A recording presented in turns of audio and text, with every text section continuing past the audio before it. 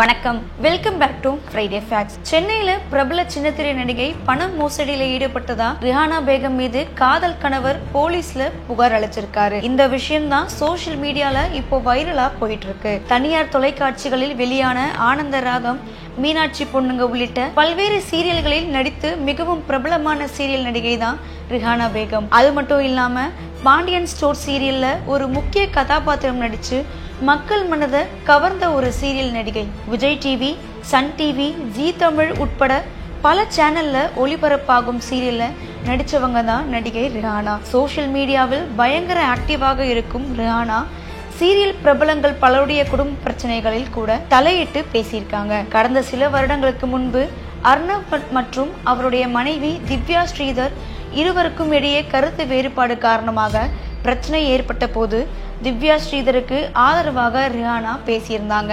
ஆனா இப்போ நடிகை ரிஹானா மீது சென்னை பூந்தமல்லி காவல் நிலையத்துல காதல் கணவர் ராஜ்கண்ணன் திருமண மோசடி புகார் கொடுத்திருக்காரு. அந்த புகார்ல ராஜ்கண்ணன் என்ன சொல்லியிருக்காருன்னா, ரிஹானாவுக்கு ஹபிபுல்லா என்பவருடன் திருமணம் ஆகியிருக்கு, விவாகரத்து வாங்கியாச்சுன்னு ரிஹானா சொல்லியிருந்தாங்க.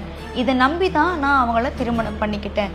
ஆனா அவங்களுக்கு முதல் கணவருடன் விவாகரத்து ஆகவில்லைன்னு அவங்கள திருமணம் பண்ணிக்கிட்டதுக்கு அப்புறம் தான் எனக்கு தெரிய வந்ததுன்னு ராஜ்கண்ணன் சொல்லியிருக்காரு. கிட்டத்தட்ட 20 லட்சம் ரூபாய் ரிஹானாவுக்கு செலவு பண்ணியிருக்கேன்.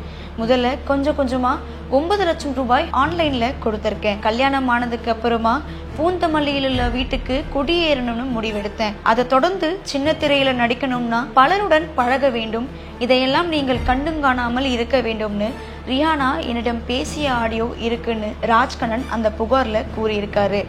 இந்த புகாரின் அடிப்படையில் காவல்துறையினர் ரிஹானாவின் முதல் கணவருமான ஹபிபுல்லா, ரிஹானாவின் அம்மா போன்ற 3 பேரையும் விசாரிச்சுட்டு இருக்காங்க. சின்னத்திரை சீரியல் நடிகை பண மோசடியில ஈடுபட்டது ஒரு மிகப்பெரிய அதிர்ச்சியை உண்டாக்கியிருக்கு.